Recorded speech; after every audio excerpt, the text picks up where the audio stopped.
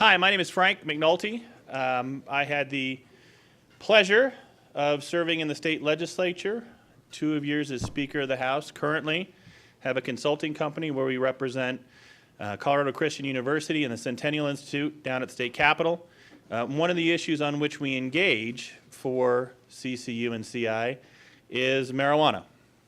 We are one of the few voices down there advocating for increased sideboards on the industry, and I give a great deal of credit to the leadership of both of those institutions for having the courage to speak an alternate view down at the state legislature, and certainly something that we think is important, that I think is personally important.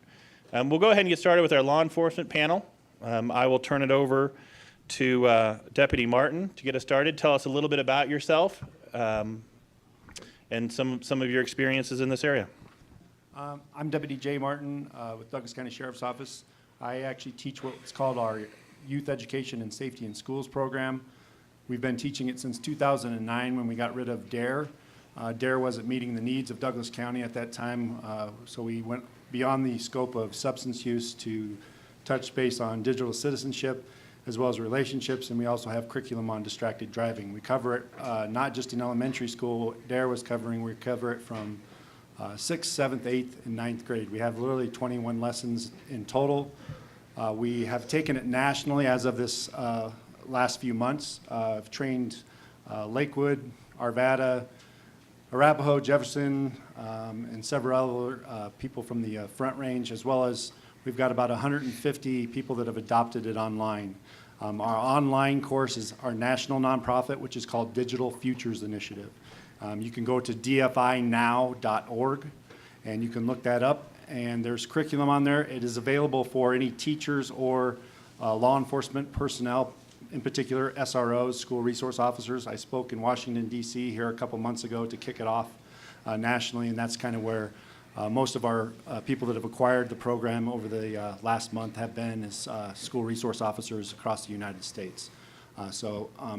It's a very proactive. I had an earlier session. It went real well for the people that attended. I think I have a lot of good knowledge background with dealing with kids. I've done that for my entire life. My degree is in teaching. I worked in the juvenile world for about 10 years prior to getting involved in law enforcement with the Sheriff's Office. Thank you. Darcy? Good afternoon. My name is Darcy Coppola, and I'm a Deputy District Attorney in the 18th Judicial District. I work for George Brockler. I head up the narcotics unit in prosecution in the 18th. I used to be a narcotics and gang prosecutor in Boston and moved here about 2 years ago and never thought I would be prosecuting marijuana cases in Colorado, and here I am. I specialize in wiretap investigations. Last year, our office, along with many of the law enforcement up here as well, did one of the largest marijuana indictments last spring. I appreciate what George has done in the 18th, specifically because we didn't have a narcotics unit before.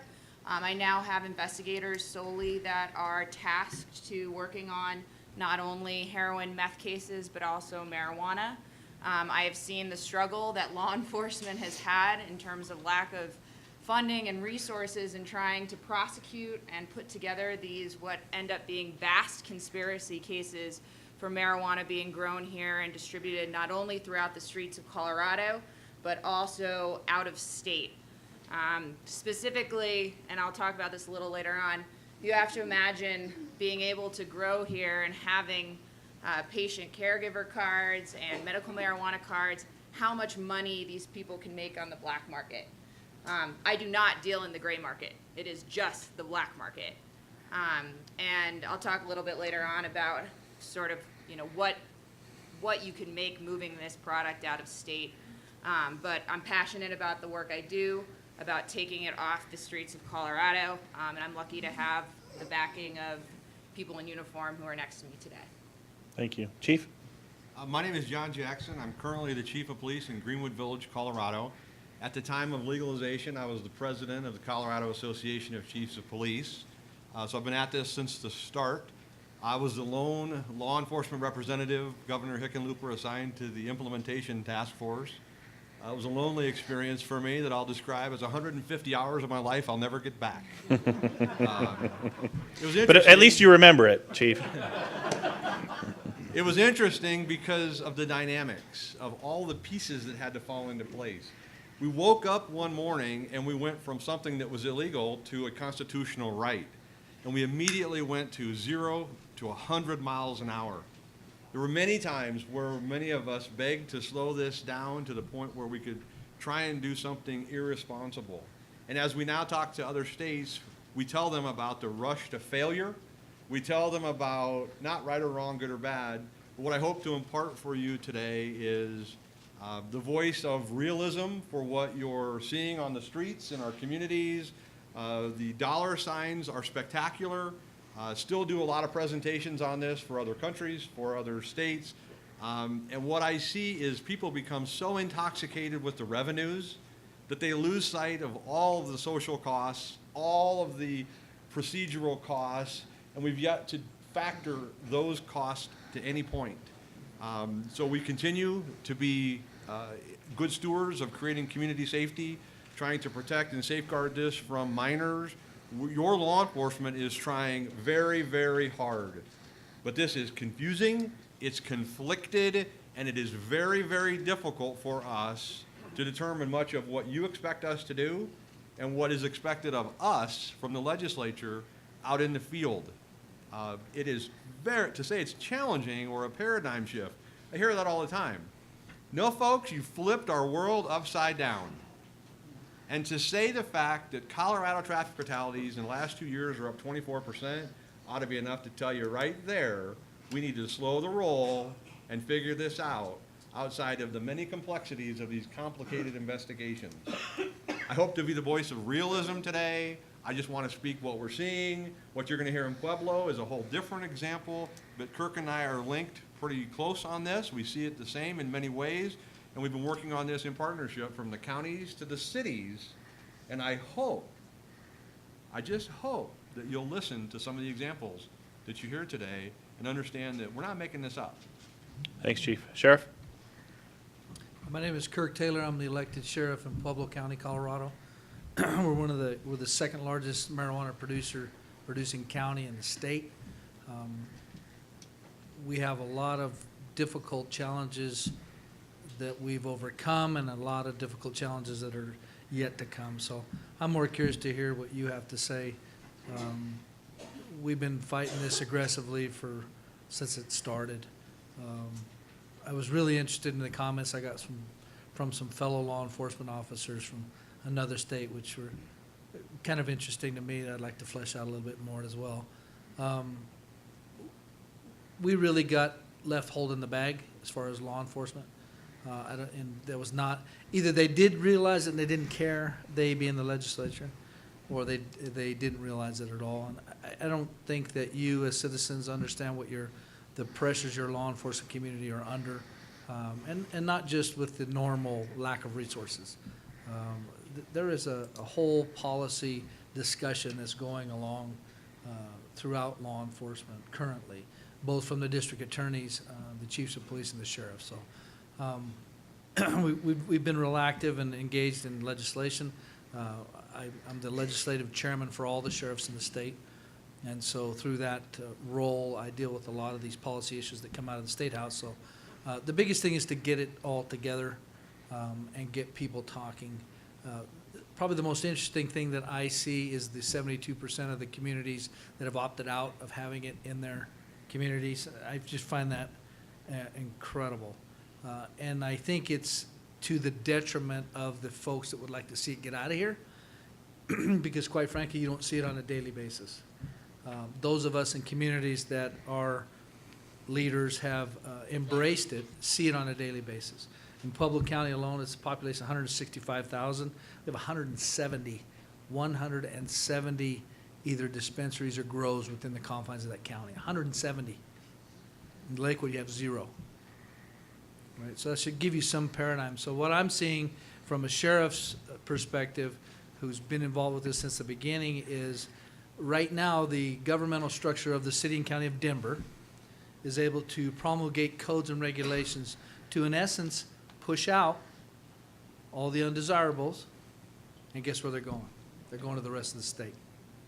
They're not going to those communities who opted out. They're going to those communities who are involved in the production and manufacturing of marijuana. So you ain't seen nothing yet. It's going to get out of Pueblo, and it's going to go to these rural communities who don't have the resources that I have, and I'm relatively small. It's going to go to these communities. Set your dial up for Trinidad, Colorado, those of you that live up north, and watch that community over the next couple of years. And then watch the next community they go to. And they are literally destroying our community. Two other things I'll share with you that I think we're not studying. We're not studying the energy grid enough in the state of Colorado, of what it's doing to our energy grid. And we're not studying the environmental damage that it's doing to our waterways and to our sewer systems. Because these folks that are growing this stuff, either legally or illegally, are dumping it right into our sewers. And so our water quality, our environmental impact is not being gauged and studied enough, in my opinion. And our electrical grid drainage is not being, just a quick anecdotal thing. My son-in-law is a fireman, and cops in the room don't. So my son-in-law is a fireman. My daughter wanted to get back at me for something, I don't know. But the lights have been flickering in Pueblo West Fire Department, and he told me they talked to the power company, and they said, yeah, it's a drain on our grid. Really? Now, I don't know if that's going to pan out or not, but that's the amount of energy that it takes to grow this product. I don't even care if it was marijuana. Say it was a widget, and it took that much energy. We should be concerned as a community. So just the energy grid. So that kind of throws us off the demon lettuce talk. But those are the ancillary issues or the unintended consequences that no one thought of, or if they thought of, that's even worse, and they didn't care. So that's my spiel. Thank you, Sheriff. So the proponents of recreational marijuana made a number of promises in passing it. We can't possibly make it through all of those today. But I want to start with a little session of myth busting and touch on a few of those. The first of which that I would hope that you discuss is the promise that the black market will go away if pot is legalized. Counselor, you want to get us started on that? Thank you. So like I said, never thought I would be doing marijuana cases here, but that is not what has happened at all. I can't go into case specifics, but if you think about it, approximately if you go every 500 miles east, the price of a pound of marijuana goes up $500. So if a pound here in Colorado is costing about $1,000, you're making $4,000 once it hits New York City. Think about that profit that you're making. And you can grow it here under the guise that you're either doing it for your friends or that you have red cards or that it's medical marijuana, and that's how they get away with it. We've had cases with greenhouses. They try every which way to, say it's a tomato farm or say it's something else, but it's actually going out the back door. What's been extremely concerning in some of the cases that we've actually done together is people who have legal marijuana licenses, and yet there are still pounds and pounds and pounds of marijuana that is being distributed out of state. Because frankly, that profit margin is just too good for people. Another thing that's been very difficult, and I'll hand it over to my colleagues at this point, is to prosecute these cases. When you walk into a grow that has 800 plants in it and a gazillion red cards up there, and that's my friend's friend, or that's my friend's brother, or that's so-and-so. The enforcement of that is extremely difficult because you have to go do more investigation to track down that person who, frankly, never exists. But when they're given 99 plants by a doctor that they can have, it is extremely hard for us on resources to get to a point where we can then indict or form complaints on these people. What I've seen as a prosecutor is that this is not going away. I have continued to do what are wiretap investigations and large-scale coca cases, criminal conspiracies here in Colorado. And until that regulation happens, the black market will continue, in my opinion.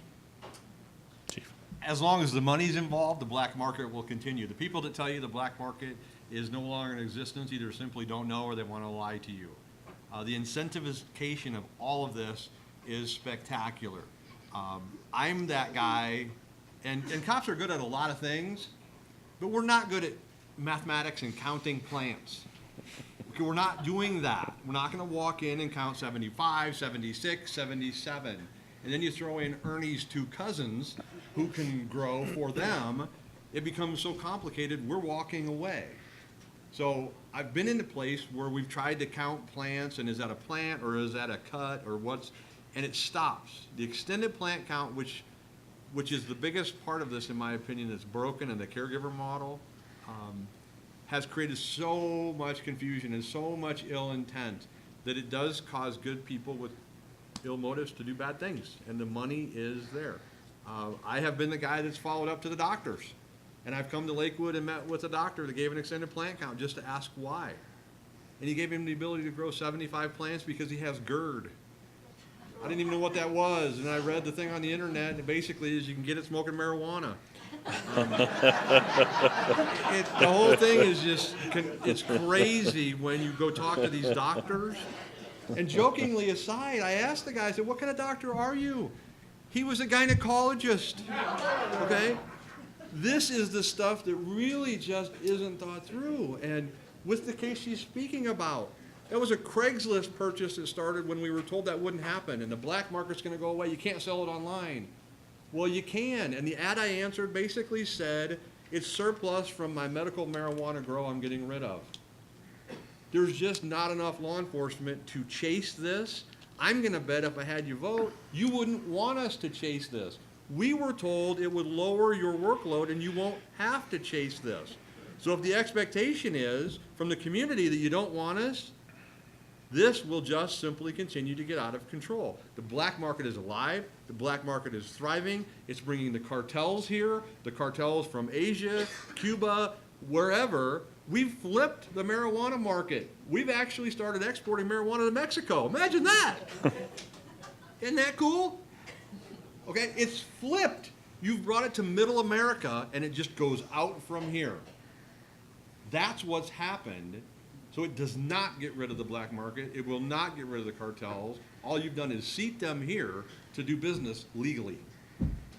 Sheriff, I know that this is something you guys have dealt with pretty specifically. Will you share some case examples for us? Last Tuesday, we went in on a clandestine marijuana grow that was 3 miles from our city. Couldn't see it except for the air, and you could only see it from one house, who actually called my sergeant, and we confirmed it. So we went in there, and this is a really interesting case. We went in with our SWAT team. We arrested 9 Mexican nationals, one who was wanted by ICE for multiple deportations and narcotics and drug trade. So the cartel's like right there, just right up against our city in this particular grow. 900 plants, 500 pounds had already been dried, so 500 pounds and another 856 plants. So it was quite an extensive grow. We captured 9, we lost 3 that ran off into the woods that we never captured. Yeah, the black market's, it's actually doing a lot better because than it was prior to legalization, and people find that strange, but yeah, they're literally hiding in plain sight because just across the highway, not less than a half a mile away, is a quote-unquote legal marijuana grow that's going through the county, gotten their application, is growing in these greenhouses. So even the smell that was coming off the illegal grow didn't raise any kind of suspicion because you have a legal grow just down the road. And so, no, they're, they live in tents. They run really fast. But no, we could bust one a day if we had the resources. We have a list of about 40 left, and we take them off as we go. It's being responsive to our community. Our community wants us to do this. And if you're illegal, then you need to get out of my county. Unfortunately, we've legalized it by the state, and But as far as the illegal grows, go do it somewhere else. Deputy Martin, That's my take. thank you, Sheriff. Deputy Martin, something else that we were promised was that a tightly controlled, legalized market for recreational marijuana would reduce marijuana use by young people and reduce the prevalence of that and other drugs in the hallways of our schools. What's your experience? I got stats from our statistician with our sheriff's office, and just in Douglas County alone, from 2013 to 2016, we have a 149% increase. That's just the juveniles that we have caught. I'm sure it's probably twice that amount if you consider the ones that we'd never caught. The whole thing, again, I can't stress enough about educating our youth. One of the things I know the keynotes we're talking about this morning, and I spoke to you earlier about, is the social media. That's a big part of the black market as well, where they're being attacked, where kids are finding misinformation, where kids are able to access this product. And that's where my concern is, again, being an officer that works in the school, is for our youth. Where are they going with this? Where are they getting their information? The parents that are using it. One of my parents, I was dealing with an 8th grader that was trying to argue with me while I was teaching the marijuana curriculum, and he had his 6 months of smoking marijuana under his belt and knew everything. And when you're discussing it with him, and then you're talking to the counselor at the school, and you find out mom's email address is Bubbles420, you realize you're fighting a very upward battle as law enforcement and as an educator, trying to teach these kids that what's going into their brain is not what's going into an adult's brain. Adult's brain is fully developed. Your brain is not fully developed. Your cells are still developing. The doctors have hit on that repeatedly. And it's not just IQ. The big thing that creates success in this world is called emotional intelligence. Kids already lack emotional intelligence because they're talking to devices and not people. And now with them talking to devices and not people, we got to teach them digital citizenship, but we don't just teach them that. We got to teach them that you got to fit in, feel good, or forget your feelings. And the way you do that is you use marijuana to do that. I just had a text-a-tip from one of my students discussing the fact that the suicide rate is through our roof because of this drug. They can't cope because they can't talk to anybody in person because, again, digital citizenship, their devices.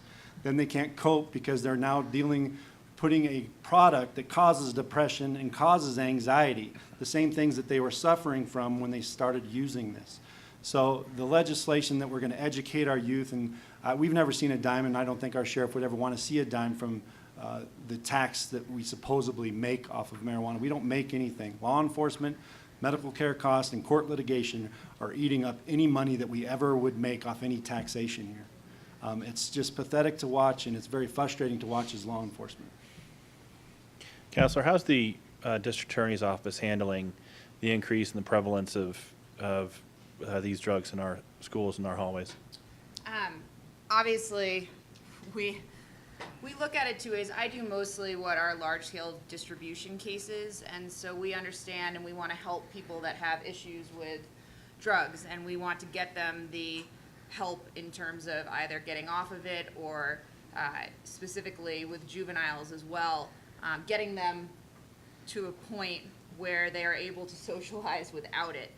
So I will say we have a initiative. We're not trying to go after users. We are trying to go after the people that are providing the product to them. We want to get users and people that have issues not only with marijuana but also heroin, meth, the help to recover from that addiction. However, I get told a lot, I don't do victim cases. I completely disagree with that. You can see how not only heroin and meth, but marijuana has affected and torn apart families. And therefore, I believe the people that profit from that distribution and from that pain that affects, and I'm sure there are many people in this room that have had people in their families that have had addiction, that have suffered from it, and what that does to families throughout the state of Colorado and America. Therefore, it is my job as a prosecutor to put those people who are not only distributing it throughout the streets, but are making huge amounts of money off of this behind bars. And that is sort of how I believe that my office looks at the difference between user amounts and then obviously the large-scale distribution. I don't know. Go ahead. Yeah, Chief?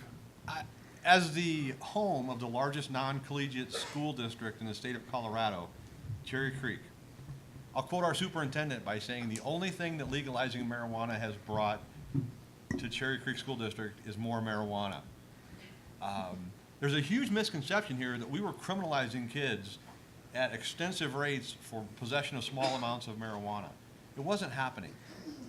We've had to find different ways to deal with it with regard to criminal charges, and we try very hard not to criminalize kids. But I have 4 SROs and a sergeant assigned to the Cherry Creek High School, and I had to build a new property room that was self-ventilated to hold and then dispose of all the marijuana that we're recovering. Now, I'm not going to say that it all came from the school, but it was a part of it. And my SROs are inundated with marijuana-related cases, with issues coming from the schools. I echo what they're saying there because we see the same exact thing. And what's challenging is we've introduced so many different variations, and the parents don't know. Parents don't know what dabbing is and what that does to a person. We didn't know what butane hash oil was and that it would blow up in a room when we legalized all this, and now we're backtracking it all. And so where the other states have the ability, and I've worked up in Wyoming on this, and they've got some incredible prevention strategies that are written, that are formative, that they're doing with their kids, and they've not legalized this already, that it's helping them. And it's able to turn the kids, which is the cold piece memo, point number 1, prevent from minors, away from marijuana. And for me, what I've seen is they have just mastered the art. Because if I talk to 10 kids at Cherry Creek High School, all 10 of them would say this: well, everybody knows marijuana is a whole lot safer than alcohol. And the marketing of this has mastered at the child level that piece to say, this is safer than alcohol. So this is better than alcohol. And I don't think those two are synonymous, but we can't get that message out. We can't get support from parents. And across our school district, and I'm not saying, Cherry Creek School District, my official answer is it's a fantastic school district, and I encourage your children to go there. But the fact is, it's big. The freshman class, 1,100 kids. That's what we're dealing with, and they all feel marijuana is no big deal. That's what their parents are supporting. That's what we get, and it is a big deal. Chief, I'd like to stick with you for this next topic. We read in publications, mainstream media publications, from the Denver Post to the New York Times to the LA Times. Dick, that's Los Angeles, not Los Animas Times. LA Times, about the tax windfall that Colorado is receiving, that local governments that have allowed recreational marijuana sales are receiving. Talk to us a little bit about your perspective on this windfall of tax dollars that the state of Colorado and the local governments are receiving from the sale of recreational marijuana and the other the costs of enforcement and other social costs with which your department is dealing. I'll start at the state level, and I would just ask you to show me where all the money's going. And let's see what that cost and revenue is. I would say that we're not getting near enough in law enforcement or down through to the county or community level to deal with this.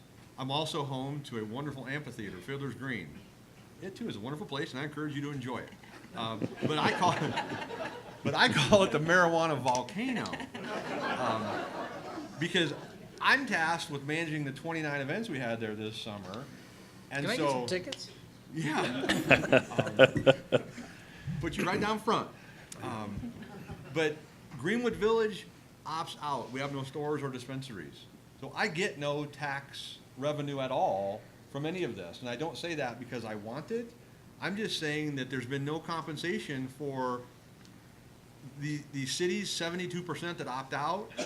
We still have to endure and bear the costs of the law enforcement.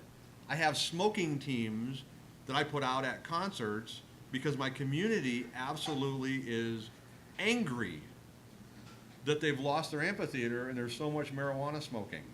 So I've created strategies internal and external to the bowl, pardon the pun, what we called it long before, of what we're going to do to prevent the proliferation of smoking marijuana.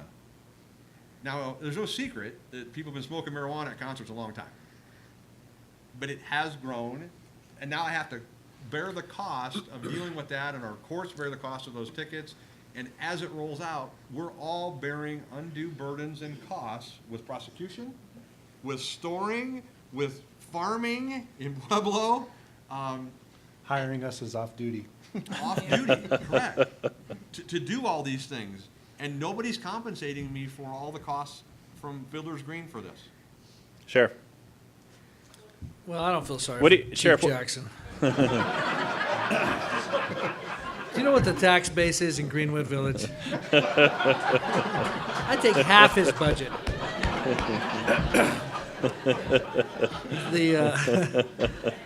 Can't even buy cars in Pueblo. No, there's no money. And if anybody would really do the research, here's what the research will tell you. So this whole anecdotal discussion that, oh, we just don't know because we don't know. We don't know what you don't know, right? We don't have the data. And the whole governor thing is like, oh, get the baseline data. That's valid. Here's the thing we already know. Here's the thing we knew before we legalized it. We know, and there's 30 years of research, probably 20 years of solid data that tells us what alcohol has done to our communities from a taxing perspective. So we tax alcohol till hell won't have it, right? And we tax tobacco the same way, sin taxes. Large taxable substances. And we know through research that the harm that it does to our communities, all of our communities, tobacco and alcohol, only takes care of about 8 to 15, and I'm being kind, 8 to 15% of the social harm it does. That includes everything that we've talked about here today in all the breakout sessions. So we know that so why would we think that another legalized substance that we're going to tax and get rich on would be any different? It boggles my mind that we don't look to what we already know. And we let the industry get away with the marketing strategy that they did, and here we are. So all you have to do is compare it, double it. Let's say we're going to get more taxable income for marijuana. We're going to get 16 to 30% of the social harm. We're still in a deficit, people. This is not rocket science. It's just that people don't want to know it. They don't want to face it. And so when it comes to the taxable income, my county is the highest taxed county, I think even higher than Boulder. We're about 32 to 36% on the tax. And we're giving marijuana scholarships to colleges. Cool, $250,000. Isn't that cool? So, I think they said no, Sheriff. But we're not getting any money. There's no money going to the law enforcement. In fact, at the state level, they'll say, a lot of this discretionary funding has gone to law enforcement.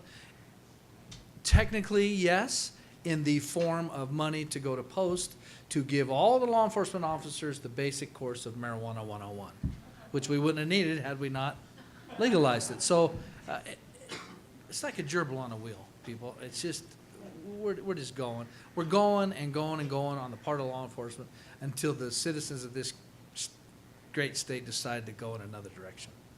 But you really left us holding the bag. Deputy. I just reiterate everything you guys have said. It's ridiculous with regards to what's going on. We're not seeing anything. I don't think any of us up here want to see any of this money, to be honest, because to me it's still dirty money. It's still illegal under federal law. It's bizarre that we ever let this pass, but I think a lot of people were given false promises that never came to be. And they won't ever come to be because it's a drug, and it's a illegal drug federally because it needs to be. And it needs to go back that way. But we need people to stand up, as was mentioned earlier, stand up and make this fight. Because, again, we are fighting this upward battle, and we're going to continue to hold the bag until we can get you guys and get everybody together to make a decision to make a change back to the way it needs to be. Counselor, did you guys have to build a safe in the basement of your building to stash all of this drug money that you're getting? Oh, well, I was going to talk actually about the forfeiture laws did change this year in Colorado, and one of the biggest, I know, I'm sorry. They took the one good tool we had.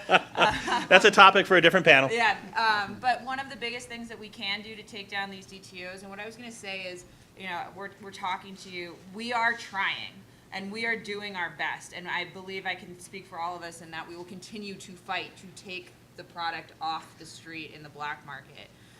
But one of the biggest tools that we have is to dismantle these drug trafficking organizations by taking their lights, taking their financials, taking the way that they make money. And so, again, I will leave that to another panel, but it's tough when you get your tools taken away from you.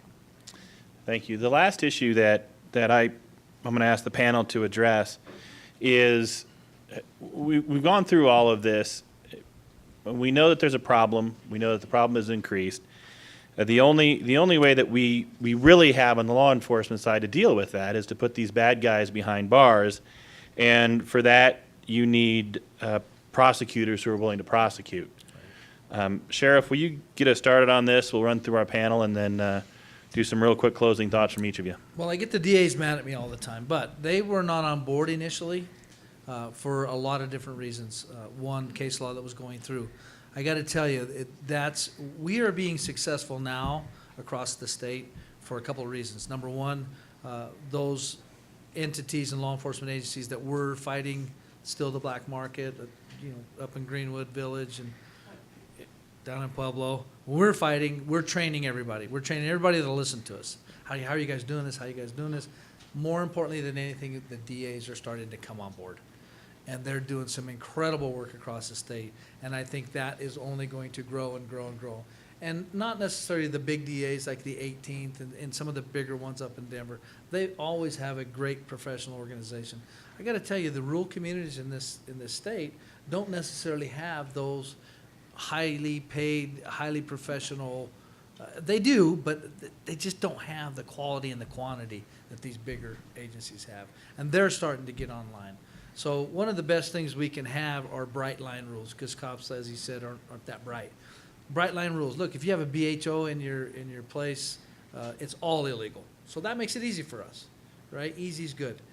I think we need to really push the scientific piece. We need a roadside sobriety test.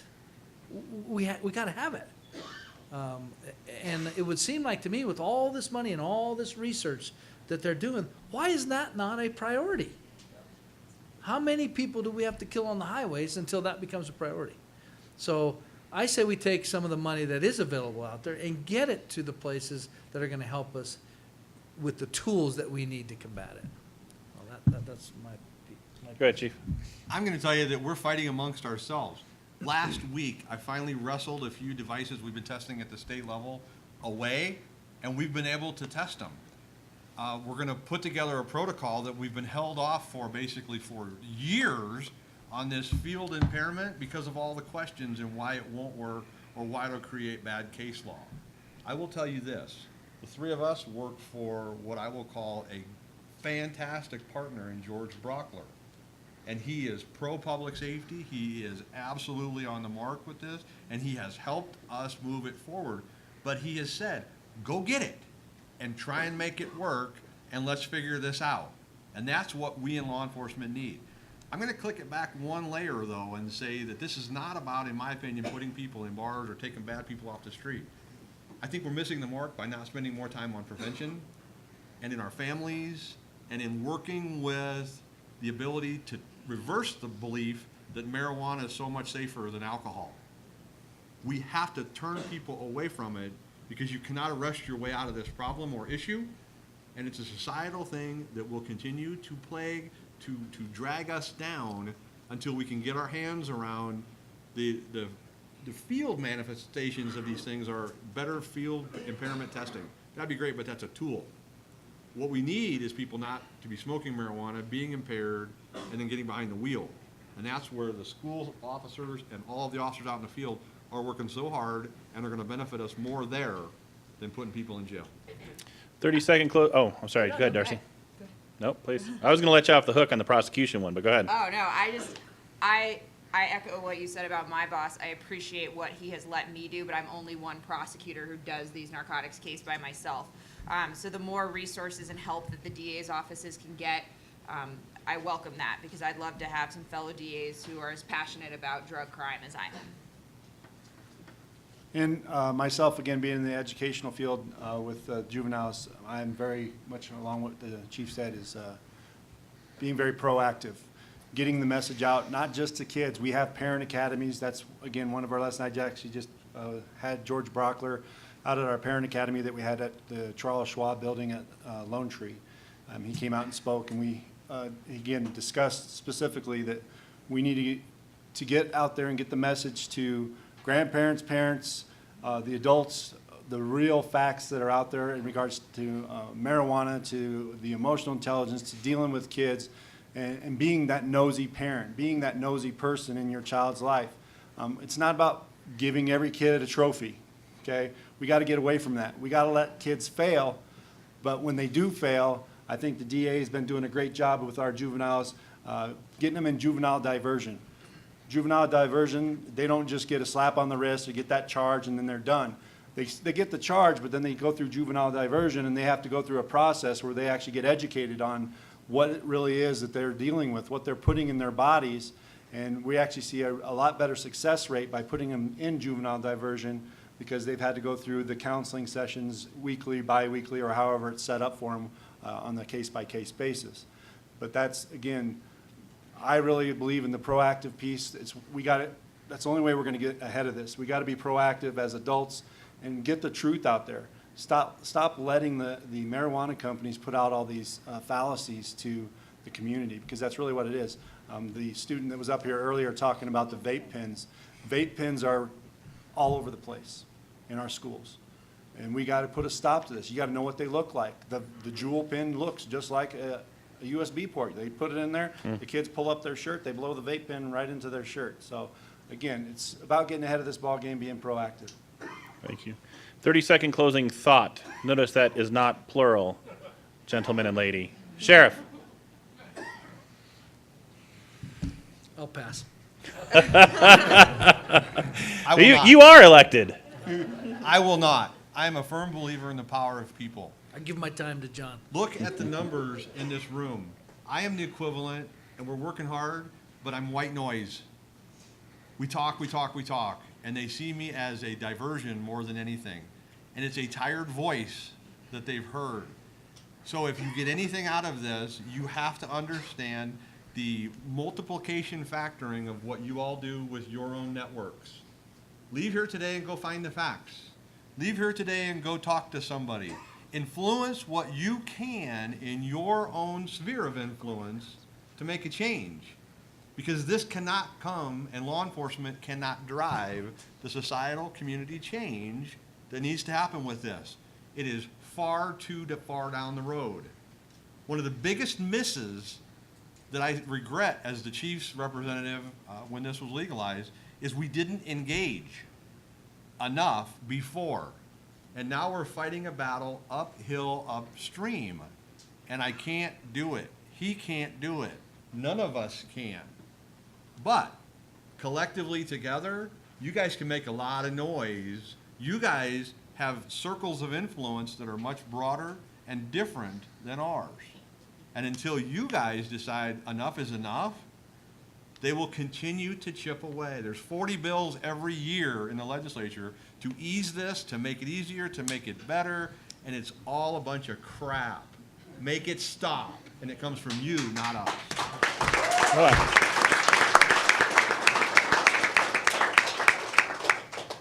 Darcy, you want to try and top that? Oh, gosh.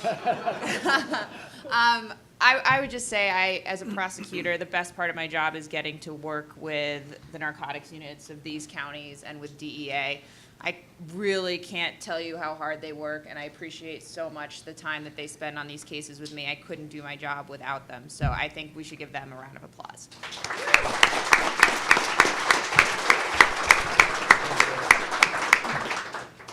Yep.